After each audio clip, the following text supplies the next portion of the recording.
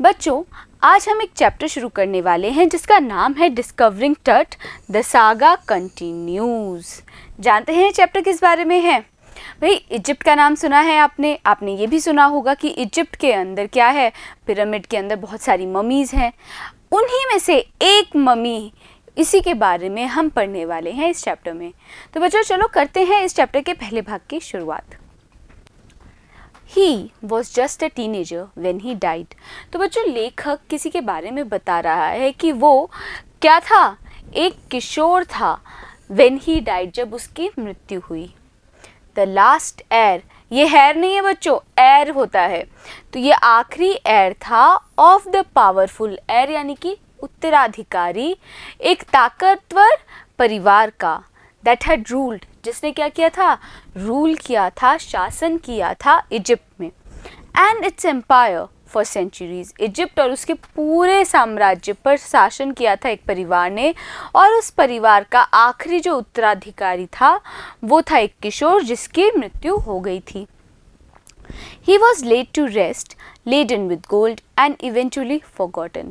He was laid to rest यानी कि अब उसको क्या कर दिया था, दफना दिया गया था। laden यानी कि लदा कर, with gold सोने से, and eventually forgotten और आखिरकार उसको भुला दिया गया।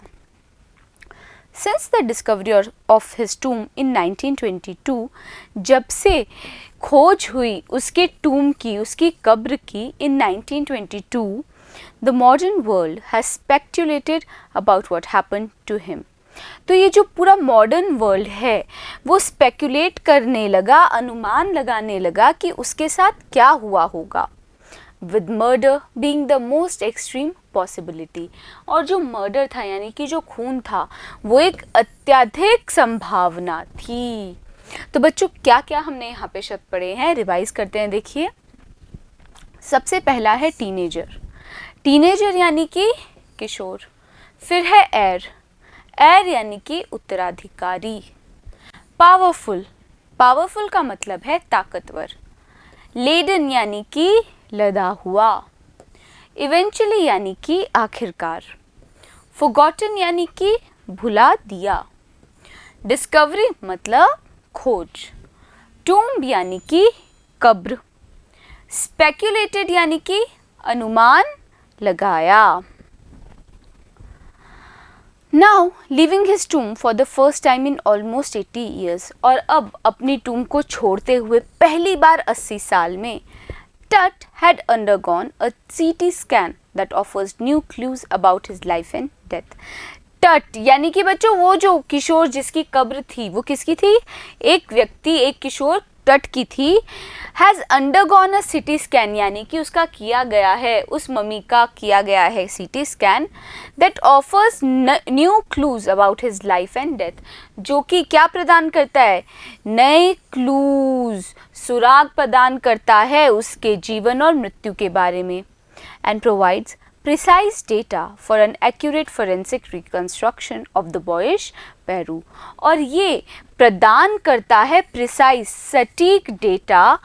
क्या सटीक डेटा प्रदान कर रहा है बच्चों, सीटी स्कैन, ताकि एक एक्यूरेट फोरेंसिक रिकंस्ट्रक्शन हो सके।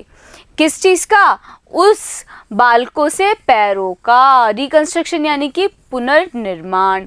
और पैरों कौन होते हैं बच्चों, मिस्र में जो राजा की उपाधि दी जाती है उस उपाधि का नाम होता है पैरों। तो भाई जो सीटी स्कैन होगी उससे इस किशोर राजा के बारे में बहुत कुछ पता चलेगा। तो बच्चों 4 शब्द है ना यहाँ पे, तो इन चारों शब्दों को हम रिवाइज करते हैं। देखिए, पहला है एक्सट्रीम, एक्सट्रीम यानी कि अत्यधिक।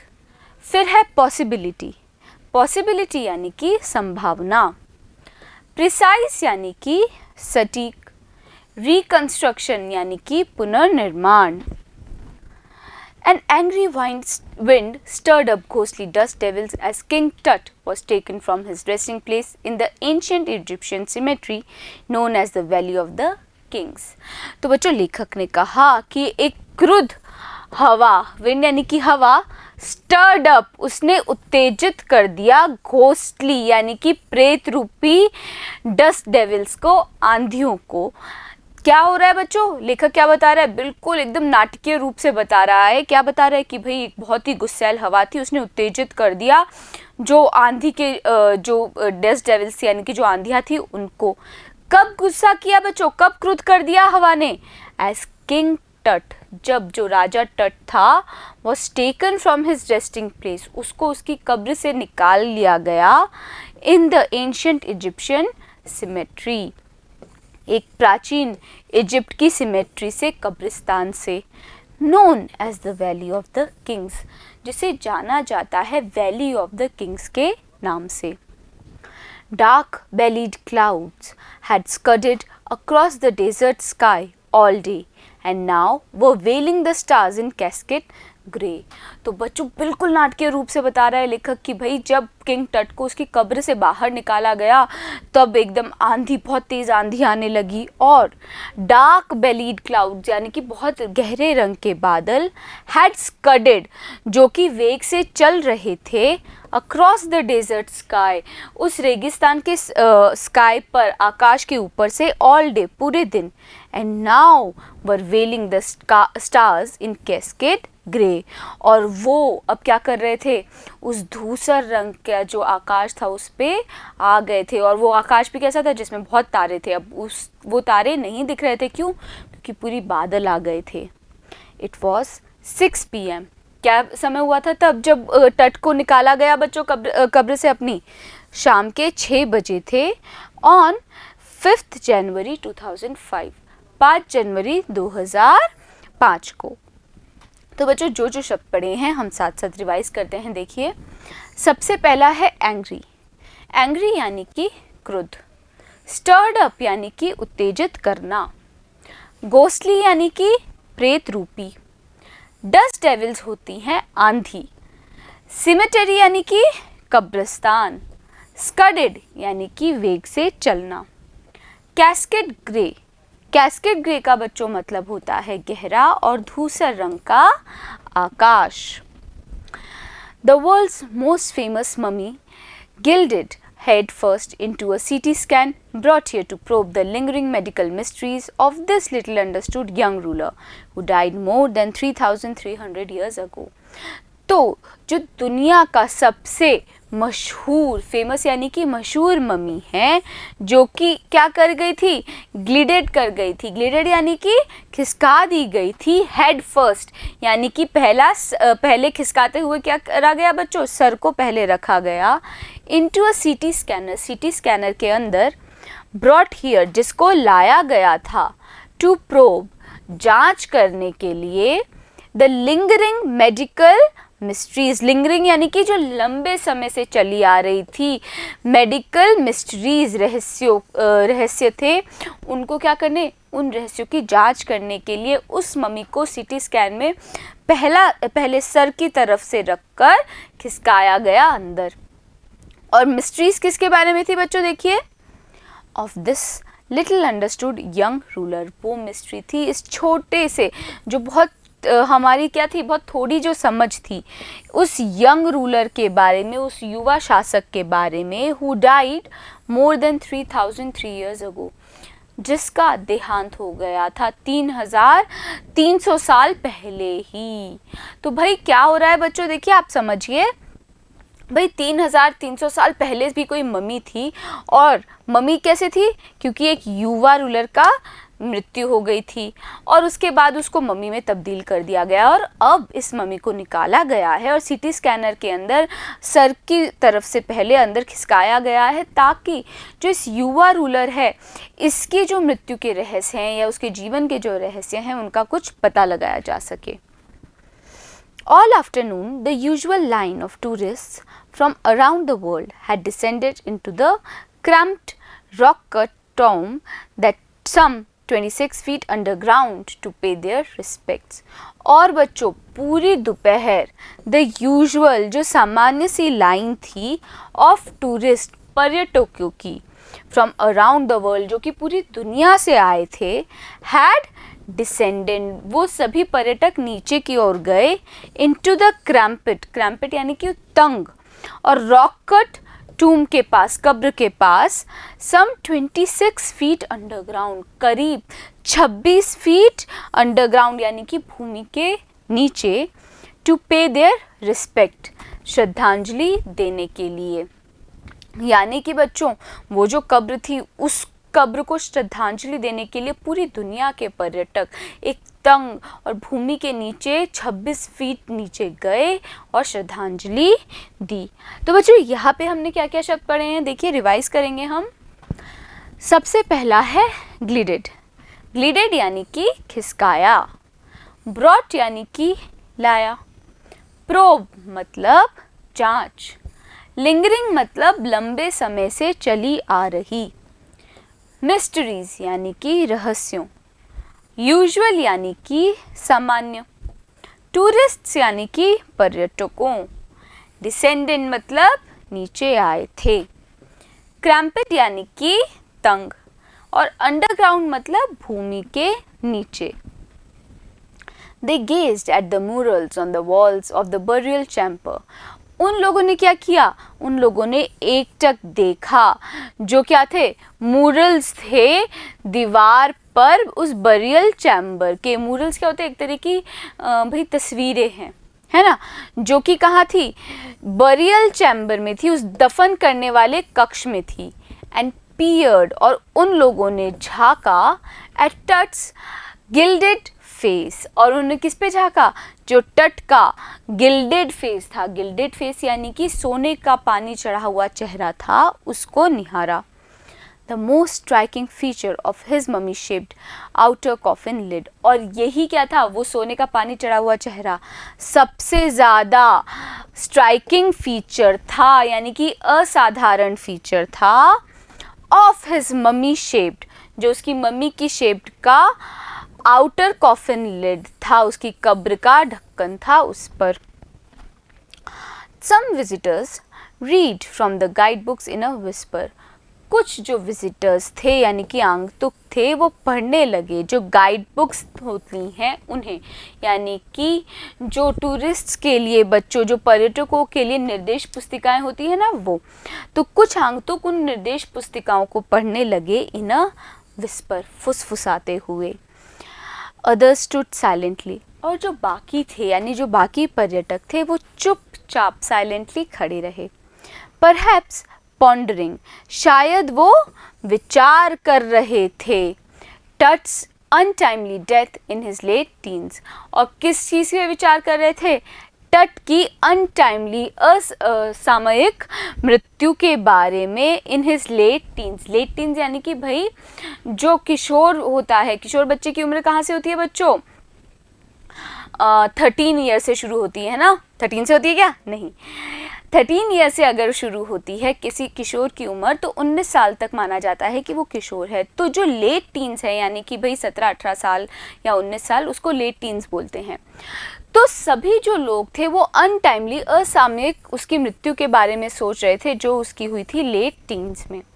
और wondering with the shiver if the pharaoh's curse, और या फिर हो सकता है वो सभी पर्यटक सोच रहे हों एक शिवर के साथ, कपकपी के साथ, इफ द पैरोस कर्स, कि उस पैरो का जो श्राप है, चाहे वो मृत्यु का हो या फिर मिसफॉर्च्यून का हो, दुर्भाग्य का हो, falling upon those who disturbed him, और वो जो मृत्यु का श्राप है या फिर दुर्भाग्य का श्राप है, वो किस पे आ जाए बच्चों, उन लोगों पे आ जाए जिन लोगों ने इसको डिस्टर्ब किया, परेशान किया या फिर छेड़ा। वॉज रियली ट्रू, और वो लोग क्या सोच रहे थे कि क्या ये जो श्राप है मृत्यु का या दुर्भाग्य का, जिसने भी उस कब्र को छेड़ा, क्या वो श्राप वॉज रियली ट्रू, वो सच में क्या है भाई, सत्य है।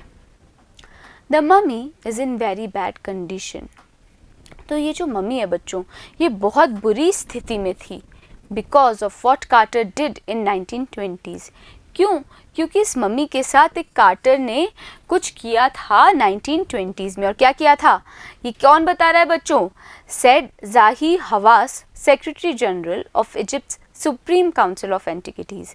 ये बात बताई ज़ाही हवास ने, जो कि सेक्रेटरी थी इजिप्ट की सुप्रीम काउंसिल ऑफ एंटिक्विटीज़ की।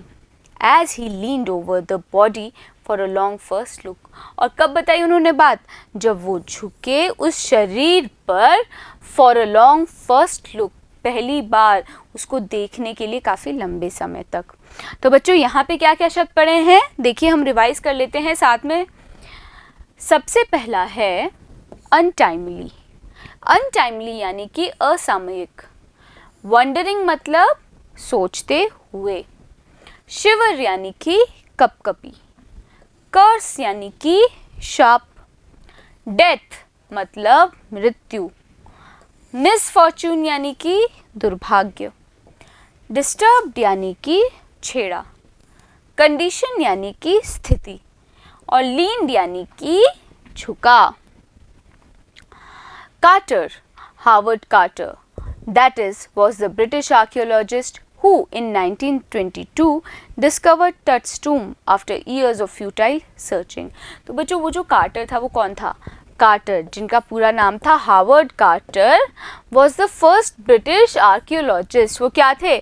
पहले ब्रिटिश पुरातत्ववेत्ता थे जिन्होंने 1922 में खोजा था तट की उस कब्र को। आफ्टर ईयर्स, कई सालों बाद, फ्यूटाइल सर्चिंग, कई सालों की उस व्यर्थ के खोजने के बाद उनको मिली तट की वो कब्र।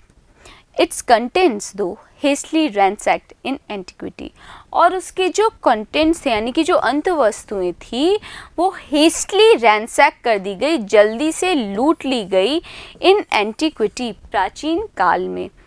वह सरप्राइजिंगली कंप्लीट, वो जो सारी अंत वस्तुएं थी वो आश्चर्यजनक रूप से पूरी थी। यानी कि बच्चों देखिए, किसी भी कब्र के साथ बहुत सारी चीज़ें उस कब्र में रखी जाती हैं, चाहे वो सोने की चीज़ें हों, चाहे वो कोई हीरे मोती की चीज़ें हों।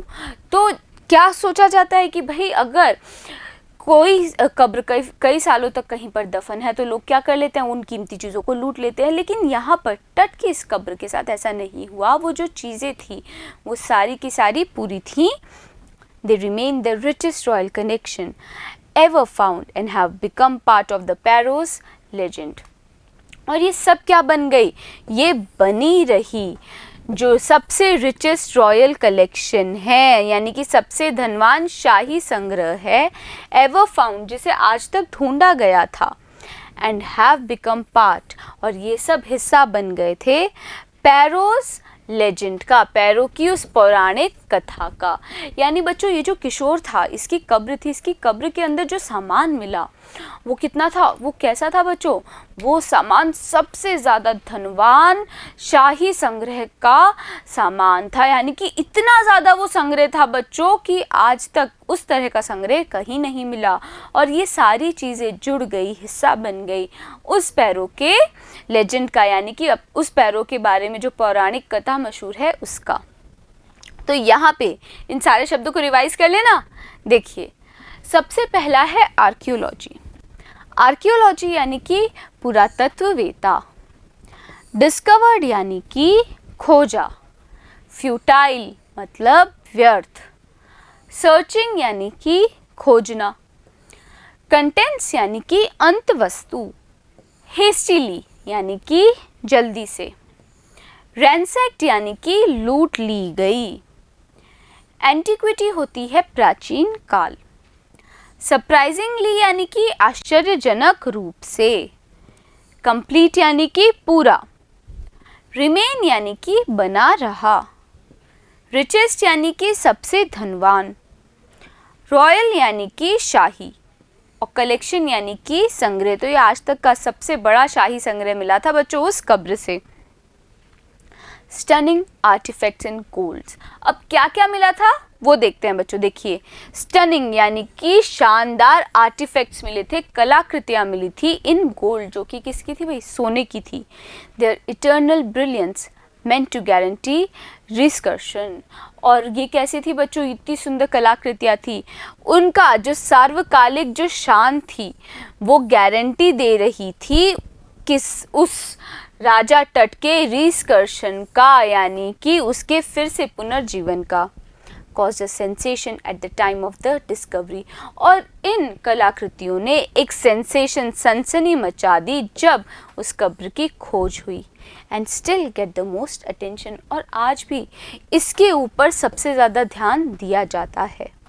But Tut was also buried with everyday things he'd want in afterlife. पर Tut को क्या करा गया था बच्चों? बरी किया गया था, दफनाया गया था रोज़मर्रा की चीज़ों के साथ जिसकी उसको ज़रूरत पड़ती आफ्टर लाइफ में. आफ्टर लाइफ यानी कि भाई मृत्यु के बाद के जीवन के लिए. और क्या क्या चीज़ों के साथ दफनाया गया था? देखिए, बोर्ड गेम्स थे, ब्रॉन्ज का रेजर था, लिनन अंडर गारमेंट्स थे, cases of food and wine यानी कि खाना और वाइन भी उस कब्र में मिली थी बच्चों. तो क्या क्या शब्द है यहाँ पे? रिवाइज करते हैं. सबसे पहला है लेजेंड. लेजेंड यानी कि पौराणिक कथा. फिर है स्टनिंग. स्टनिंग यानी कि शानदार. आर्टिफैक्ट्स यानी कि कलाकृतियाँ. इटर्नल मतलब सार्वकालिक. ब्रिलियंस यानी चमक या फिर शान. रिस्कर्शन यानी कि पुनर्जीवन. सेंसेशन यानी कि सनसनी. डिस्कवरी यानी कि खोज. अटेंशन, अटेंशन का मतलब क्या होता है? ध्यान. बरीड यानी कि दफन किया गया. आफ्टर लाइफ यानी कि मरणोपरांत जीवन. अंडरगारमेंट्स यानी कि अंत वस्त्र. After months of carefully recording the Pharaoh's funerary treasures, तो कई महीनों तक ध्यान पूर्वक रिकॉर्डिंग करने के बाद, अभिलेखबद्ध करने के बाद उस पैरो के फ्यूनररी यानी कि अंत्येष्टि के जो ट्रेजर्स थे, खजाना था अंत्येष्टि का, उसको कार्टर बिगैन इन्वेस्टिगेटिंग. उस व्यक्ति कार्टर ने आरंभ किया जांच करना his 3 nested coffins, 3 nested coffins को. Opening the first, he found a shroud adorned with garlands of willow and olive leaves. तो जब कार्टर ने पहला कॉफिन खोला, पहली कब्र खोली, तो उसको क्या मिला? एक कफन जो कि अडोर्ड था, सुशोभित था, विद गार्लैंड्स जो मालाएं थी, of willow and olive leaves, wild celery, lotus petals कमल के पत्ते, एंड कॉर्नफ्लावर्स, और कॉर्नफ्लावर्स भी मिले उसमें. The faded evidence of a burial in March और April. और इस चीज़ से पता चलता है कि ये एक फीका सा साक्ष्य था कि ये जो दफनाया गया था, ये जो कब्र थी जो दफनाया गया था, वो किया गया था मार्च और अप्रैल में. मतलब बच्चों, जो जो चीज़ें मिली उस कब्र से, उससे पता चला कार्टर को कि इस कब्र को, यानी कि उस जो था राजा टट, उसका देहांत मार्च अप्रैल के करीब हुआ था और तब उसको दफनाया गया था. When he finally reached the mummy, आखिरकार जब वो पहुंचा मम्मी के पास, यानी कि कार्टर पहुंचा मम्मी के पास, he ran into trouble. तब उसकी मुसीबत आरंभ हुई. तो क्या मुसीबत आरंभ हुई अभी जानते हैं बच्चों. इन सारे शब्दों को पहले हम क्या करेंगे? रिवाइज करेंगे. देखिए, सबसे पहला है केयरफुली. केयरफुली यानी कि ध्यान पूर्वक. फिर है रिकॉर्डिंग. रिकॉर्डिंग यानी कि अभिलेखबद्ध करना. फ्यूनररी यानी कि अंत्येष्टि संबंधी. ट्रेजर्स यानी कि खजाना. इन्वेस्टिगेटिंग यानी कि जांच करना. श्राउड होता है कफन. अडोर्ड यानी कि सुशोभित. गार्लैंड्स यानी कि माला. फेडेड यानी कि फीका. एविडेंस यानी कि साक्ष्य. बरियल यानी कि कब्र, और फाइनली यानी कि आखिरकार. The ritual resins had harden. तो वो जो कर्मकांड के जो रेजिन्स थे, जो राल थी, वो कठोर हो गई थी. Cementing Tut to the bottom of his solid gold coffin. और इस कारण उस राल ने क्या किया बच्चों?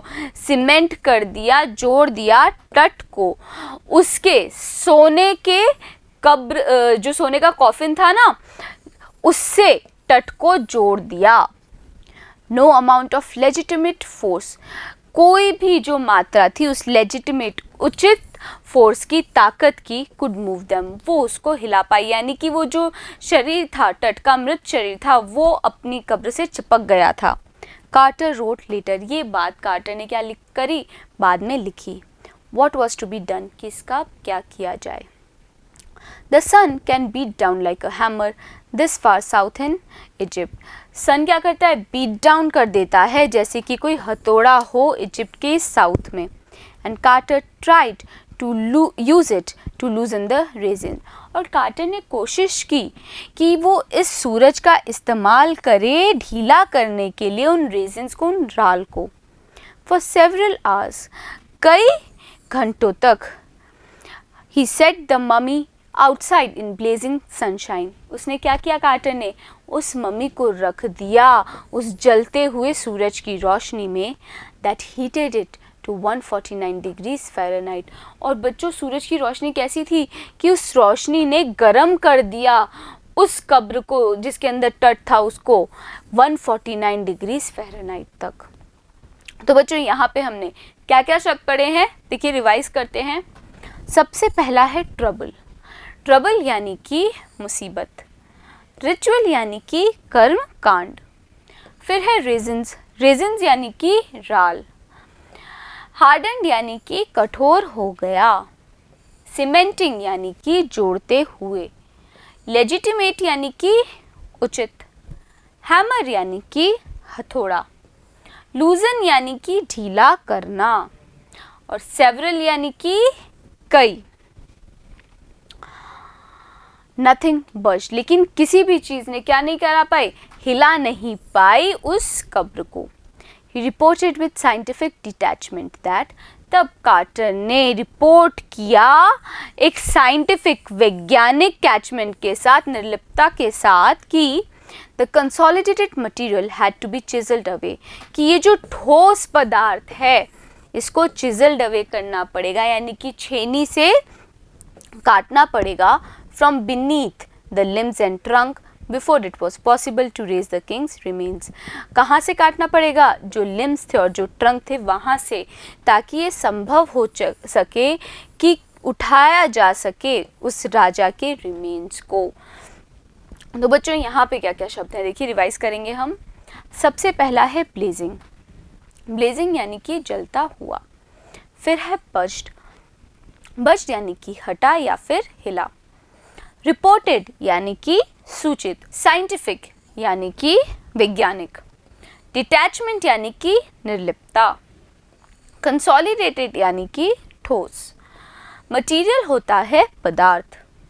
चिजल यानी कि छेनी से काटना। पॉसिबल यानी कि संभव होना। तो भाई कार्टर ने क्या लिखा कि भाई इस कब्र को छेनी से काटना पड़ेगा ताकि राजा के जो अवशेष है उनको उठाया जा सके। तो बच्चों हमने जाना है कि एक कार्टर नाम का व्यक्ति है जिसने पहले ढूंढा था उस राजा टट की कब्र को, और उसने बहुत कोशिश की है उस टट को निकालने की अपनी कब्र से, लेकिन वो टट क्या हो गया है बच्चों, चिपक गया है राल के कारण। अब क्या क्या हम जानने वाले हैं टट के बारे में, इसके लिए क्या करना होगा हमें भाई, जानने के लिए सब कुछ हमें देखना होगा अगला वीडियो। बने रहिएगा मेरे साथ, मिलते हैं अगले वीडियो में।